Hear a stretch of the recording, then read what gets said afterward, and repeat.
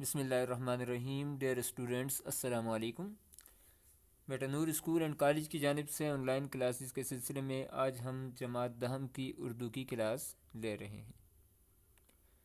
Class لینے سے پہلے بیٹا آپ کو بتا دیں کہ اپنی پینسل، اپنی کتاب اور اپنی کاپی اپنے پاس رکھ لیں، اور جو ہدایات آپ کو دی جاتی ہیں آبجیکٹیو کے حوالے سے یا پھر الفاظ معنی کے لکھنے کے اعتبار سے وہ آپ ساتھ ساتھ لکھتے جائیں. تو اب آ جاتے ہیں ہم اپنی کتاب کی طرف. تو بیٹا گزشتہ لیکچر کے اندر ہم نے اپنی شاعرہ کے حالات زندگی پڑھ لیے تھے. ادا جعفری، ٹھیک ہے. ادا کے اوپر یہ علامت ڈلی ہوئی ہے.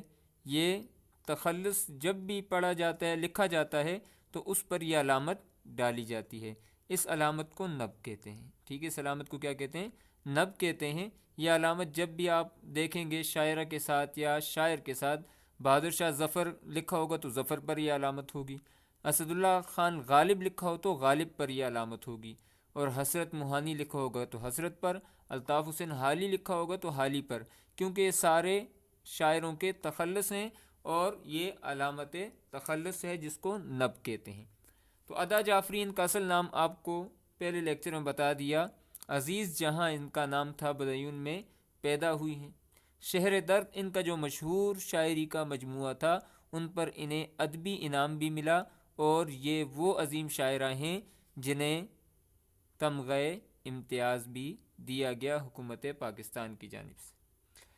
ان کی غزل نمبر 2 آج ہمارا موضوع ہے. غزل نمبر 2 جو ان کی کتاب میں شامل ہے، نہ جانی یہ کس بات پہ مغرور رہی ہوں، جس کا پہلا مصرع یہ ہے. لیکن غزل پڑھنے سے پہلے بیٹا ہم چند باتوں کو ذہن میں رکھیں گے کہ غزل جب پڑھیں گے تو 5 چیزیں ہم ترتیب وار پڑھیں گے. پہلی، ادائیگی، کہ الفاظ کی ادائیگی. جو مرکبات خاص طور پر استعمال کیے جاتے ہیں تو مرکبات بعض اوقات ہمیں پتہ نہیں ہوتا، اس میں اور اس میں فرق نہیں ہوتا، ان میں اور ان میں فرق نہیں کر سکتے ہیں، اس لیے پہلے ہم الفاظ کی ادائیگی سیکھیں گے. دوسرا جو اسٹیپ ہوگا وہ مشکلات. مشکل الفاظ جو ہیں یا مشکل الفاظ و تراکیب جو ہیں ان کے معنی ہم دیکھ لیں گے. اس سے ہمیں تشریح میں بھی آسانی ہوگی اور غزل کو سمجھنے میں بھی. تیسرے نمبر پر فنی محاسن، جن پر ہم گزشتہ نشست کے اندر مکمل گفتگو کر چکے ہیں کہ کون کون سی خوبیاں اس کے اندر پائی جاتی ہیں. علم بیان، علم بدیع کے اعتبار سے مکمل ڈیٹیل پہلے لیکچر میں ہم بتا چکے ہیں. اس کے بعد چوتھا جو اسٹیپ ہے وہ ہے تشریح ہے، اور پانچواں جو اسٹیپ ہے وہ ہوتا ہے حوالے کا شعر. حوالے کا شعر یہ اس وجہ سے لکھا جاتا ہے تاکہ ایک تو ذوق کا پتہ چلے، اور دوسرا تشریح اور شعر کی مناسبت سے کوئی شعر لکھ دیا جائے، اس سے تشریح میں حسن پیدا ہو جاتا ہے اور خوبصورتی پیدا ہو جاتی ہے. اب یہ 5 اسٹیپ ترتیب وار ہم پڑھتے ہیں. ٹھیک ہے، تو آج کی جو پہلی ترتیب کے اعتبار سے ہم نے پہلا اسٹیپ لکھا ہوا ہے وہ ہے الفاظ کی ادائیگی. تو آئیں سب سے پہلے ہم الفاظ کی ادائیگی کرتے ہیں کہ کس طریقے سے شاعرہ نے خوبصورت غزل لکھی ہے. تو بیٹا غزل کا مطلع ہے. پہلا شعر جو ہوتا ہے وہ کیا ہوتا ہے؟ مطلع ہوتا ہے. ٹھیک ہے، تو مطلع ادا جعفری نے کیا لکھا ہے؟ کیا جانیے کس بات پہ مغرور رہی ہوں. کیا جانیے کس بات پہ مغرور رہی ہوں، کہنے کو تو جس راہ چلایا ہے چلی ہوں.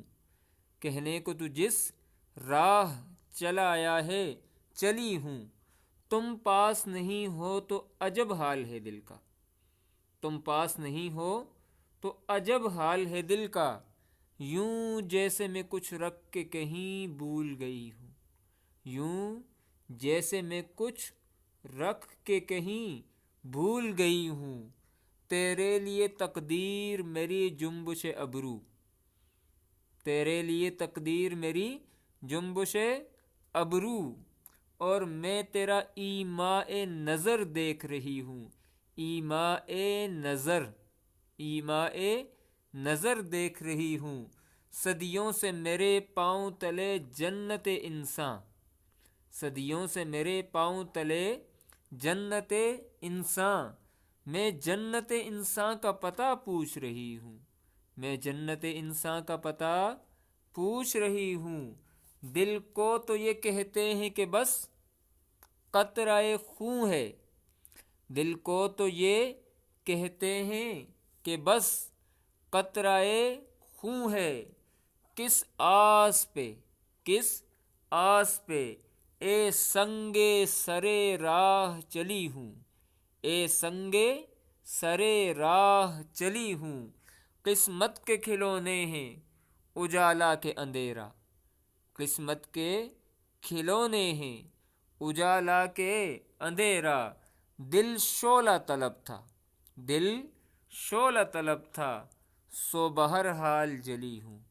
دل شعلہ طلب تھا، سو بہرحال جلی ہوں. تو پہلا جو اسٹیپ ہے وہ ہم نے مکمل کر لیا. الفاظ کی ادائیگی وہ آپ نے سیکھ لی. اب اس کے بعد آ جاتے ہیں دوسرے اسٹیپ کی طرف، اور وہ کیا تھا؟ ہاں بالکل، مشکل الفاظ کے معنی. اب آپ اپنے قلم اپنے ہاتھ میں لے لیں اور اس کے بعد ہم مشکل الفاظ کے معنی دیکھتے ہیں. کیا جانیے کس بات پہ مغرور رہی ہوں، کہنے کو تو جس راہ چلایا ہے چلی ہوں.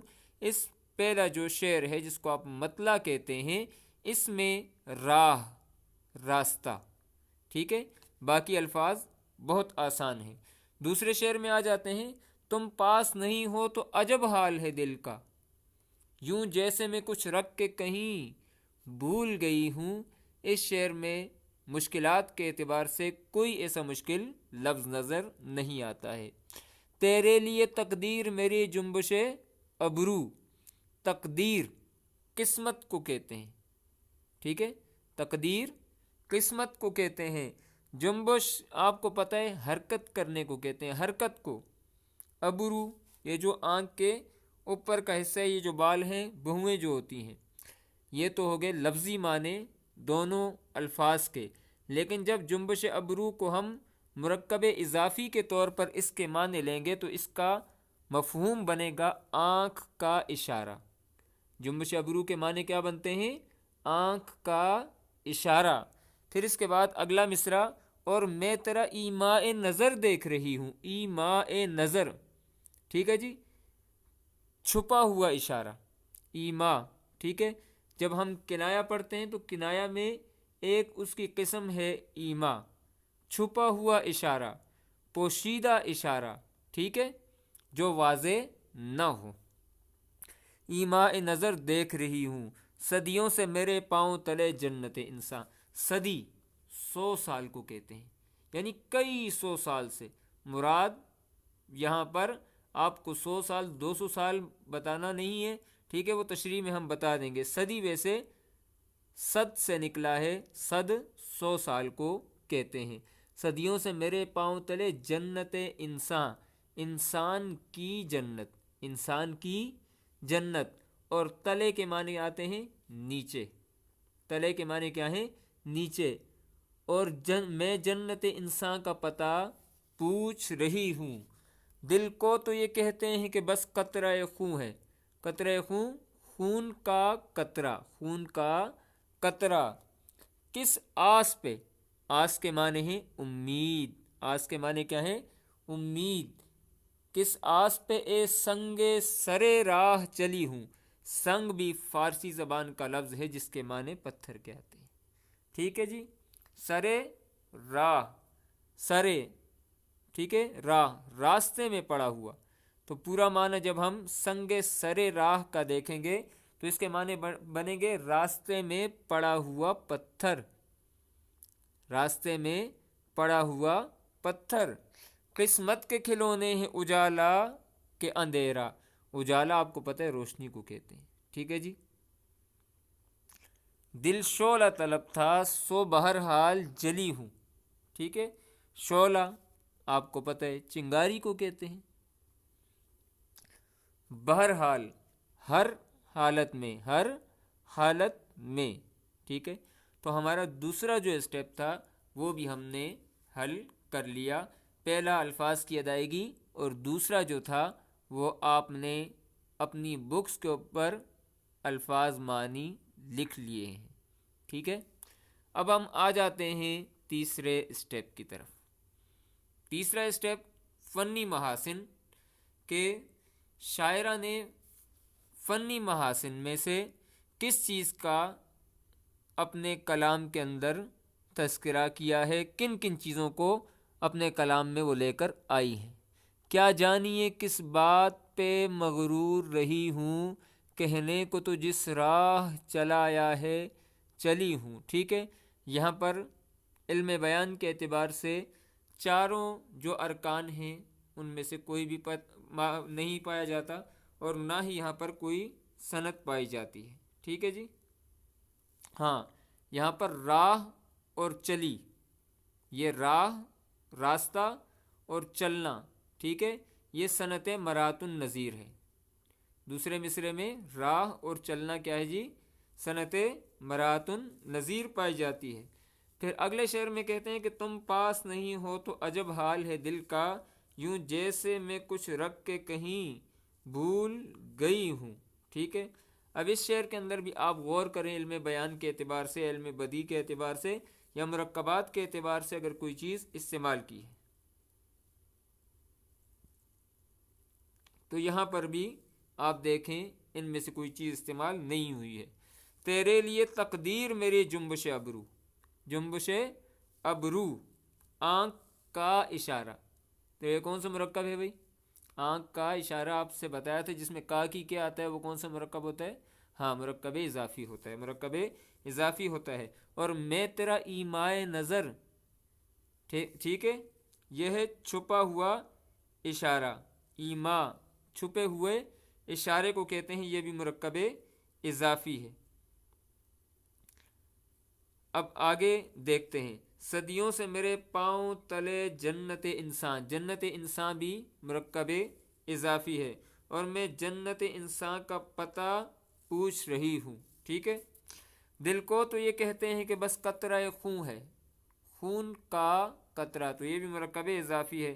کس آس پہ اے سنگ سرے راہ، راستے میں پڑا ہوا پتھر، یہ بھی مرکب اضافی ہے۔ ٹھیک ہے، قسمت کے کھلونے ہیں اجالا کہ اندھیرا، اجالا اندھیرا صنعت تضاد ہے، روشنی اور اندھیرا یہ صنعت تضاد ہے۔ دل شعلہ طلب، شعلے کا طالب، ٹھیک ہے، چنگاری کا طالب، شعلہ طلب مرکب اضافی ہے۔ سو بہرحال جلی ہوں، تو یہ تیسرا جو اسٹیپ ہے وہ بھی ہم نے فنی محاسن کے اعتبار سے دیکھ لیا۔ اب جو چوتھا اسٹیپ ہوتا ہے وہ ہم پانچویں کے ساتھ ساتھ حل کرتے ہیں، تشریح کے اندر ہی پھر حوالے کا شعر بھی بیان کر دیا جاتا ہے۔ تو پہلے شعر کے اندر شاعرہ کہتی ہیں، کیا جانیے کس بات پہ مغرور رہی ہوں، ٹھیک ہے، تو پہلا جو مصرع ہے اس میں شاعرہ اپنے تعجب کا اظہار کر رہی ہے۔ ٹھیک ہے، وہ یہ کہہ رہی ہیں کہ لوگ مجھے مغرور سمجھتے ہیں، حالانکہ میں اس بات پر تعجب میں مبتلا ہوں کہ میں نے تو کبھی غرور نہیں کیا، کبھی گھمنڈ نہیں کیا، اور اس بات کا مجھے بے حد افسوس ہے کہ یہ الزام مجھ پر کیوں لگایا جاتا ہے، کہ کیا جانیے کس بات پہ مغرور رہی ہوں۔ ٹھیک ہے، کہنے کو تو جس راہ چلا آیا ہے چلی ہوں، میری عادت تو ایسی ہے کہ مجھے جس راہ پر چلنے کو کہا گیا ہے میں نے ہمیشہ اپنا سر تسلیم خم کیا ہے اور ہمیشہ بات کو مانا ہے، گھمنڈ اور غرور کا سہارا نہیں لیا اور نہ ہی تکبر کیا ہے، بلکہ جس طریقے سے مجھے کہا گیا، جس راستے پر چلنے کو کہا گیا اسی راستے پر چلتی رہی ہوں۔ لیکن مجھے اس بات پر تعجب ہوتا ہے کہ اس کے باوجود مجھے اتنا گھمنڈی اور مغرور کیوں کہا جاتا ہے۔ یہ سراسر مجھ پر الزام ہے، یہ سراسر مجھ پر الزام ہے، کیونکہ میں تو ہمیشہ وفا کے راستے پر چلتی رہی ہوں اور محبت میں عاجزی سے اور خلوص کے ساتھ ہر بات کو مانتی رہی ہوں۔ تو اسی لیے مناسبت سے ہم اس کے ساتھ ایک شعر لکھتے ہیں کہ تم میرے لیے اور کوئی الزام نہ ڈھونڈو، تم میرے لیے اور کوئی الزام نہ ڈھونڈو، چاہا ہے تمہیں، چاہا ہے تمہیں، ایک یہی الزام بہت ہے کہ آپ جو مجھ پر الزام لگا رہے ہو غرور کا، تکبر کا، گھمنڈ کا آپ یہ الزامات مجھ پر نہ لگائیں۔ میرے لیے یہی ایک الزام بہت ہے کہ میں نے تمہیں چاہا ہے۔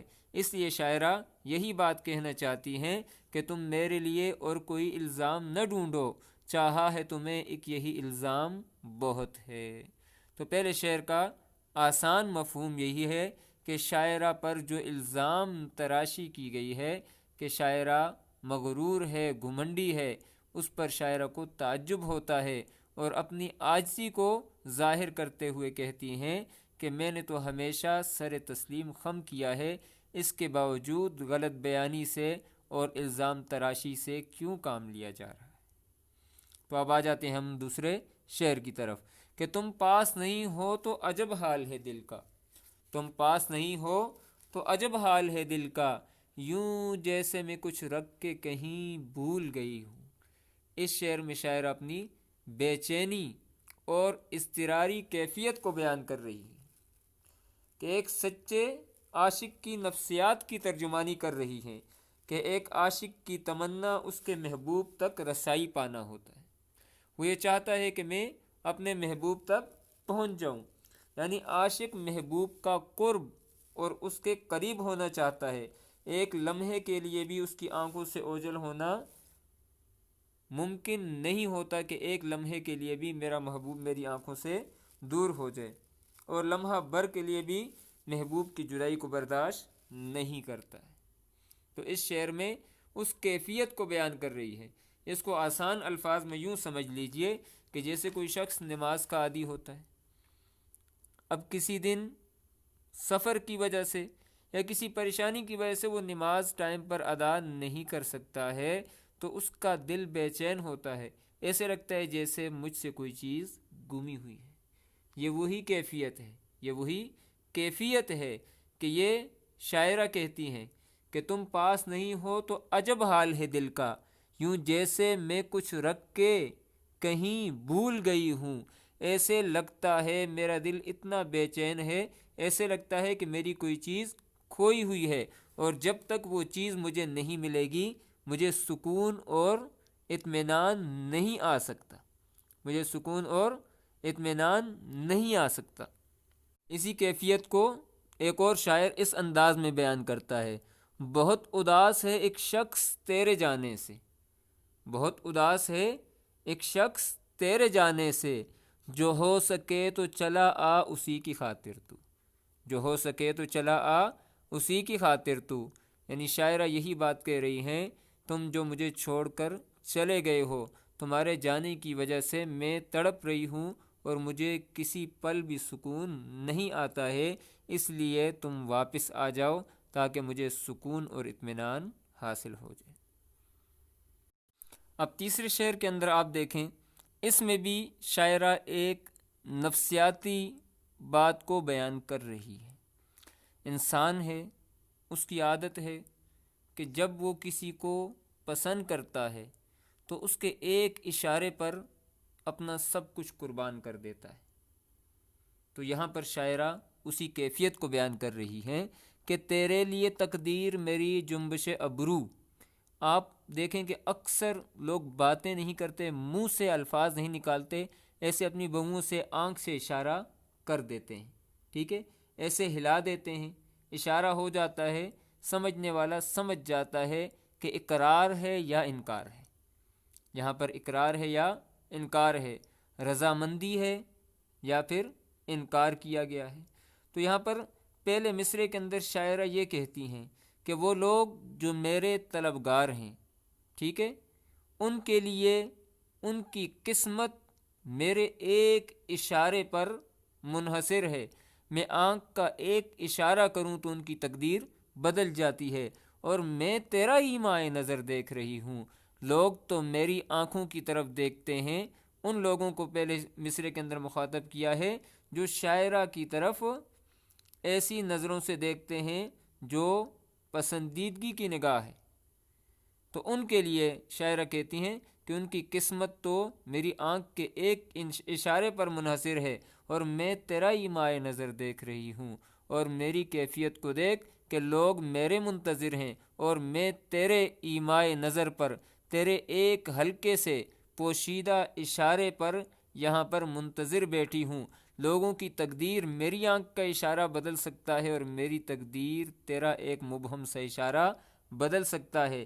اسی لیے شاعر کہتا ہے کہ نگاہ یار جسے آشنائے راز کرے، نگاہ یار جسے آشنائے راز کرے، وہ اپنی خوبی قسمت پہ کیوں نہ ناز کرے، وہ اپنی خوبی قسمت پہ کیوں نہ ناز کرے۔ یعنی جو محبوب کی نظر کے اندر جچ جائے، وہاں پر خاص ہو جائے، تو اسے اپنی قسمت پر ناز کرنا چاہیے۔ شاعرہ بھی یہی کہتی ہے کہ مجھے بھی ناز کرنے کا موقع دیا جائے، کیونکہ میں تیرا ایمائے نظر دیکھ رہی ہوں، لوگ میرے منتظر ہیں اور میں تمہاری منتظر ہوں، لہٰذا میں تمہیں دیکھ رہی ہوں۔ تو بیٹا آج کی نشست کے اندر ہم نے پہلے 3 اشعار کو پڑھا ہے، اور ابتدا کے اندر ہم نے شاعرہ کے حالات زندگی کے اوپر بھی نظر ڈالی ہے کہ آج کی جو ہماری شاعرہ ہیں وہ کون ہیں جی؟ ادا جعفری ہیں۔ آج کی ہماری شاعرہ ادا جعفری ہیں۔ ان کی غزل نمبر 2 آج ہم نے پڑھی ہے۔ عزیز جہاں ان کا اصل نام ہے، اور حل طلب امور جو ہے وہ ہم نے کہا تھا کہ 5 اسٹیپ میں ہم غزل کو پڑھیں گے۔ ادائیگی یہ بھی مکمل ہو گئی، مشکلات وہ بھی ہم نے پورے کر لیے، فنی محاسن بھی، تشریح اور حوالے کا جو شعر ہے یہ پہلے 3 اشعار کے ہو چکے ہیں، اور باقی کا رہتا ہے۔ اور آپ کا آج کا ہوم ورک یہی ہے کہ آپ نے پوری غزل کے الفاظ معنی کو لکھ لینا ہے، فنی محاسن کو لکھ لینا ہے، وہ جو ترتیب شعروں کی بتائی ہے اسی اعتبار سے، اور پہلے 3 اشعار کے ساتھ آپ نے حوالے کا شعر بھی لکھ لینا ہے۔ باقی انشاءاللہ اگلی نشست کے اندر باقی سبق ہم پڑھ لیں گے۔ کوئی بھی بات پوچھنی ہو تو آپ مجھ سے پوچھ سکتے ہیں، اور اسپیشلی ایک چیز جو ہم نے ادا کے اوپر ڈالی ہوئی ہے علامت تخلص کی، اس کو نب کہتے ہیں، یہ بھی آپ کو بتا دیا گیا تھا۔ اور کوئی بھی بات پوچھنی ہو تو آپ کمنٹس کے اندر مجھ سے پوچھ سکتے ہیں۔ السلام علیکم ورحمۃ اللہ وبرکاتہ۔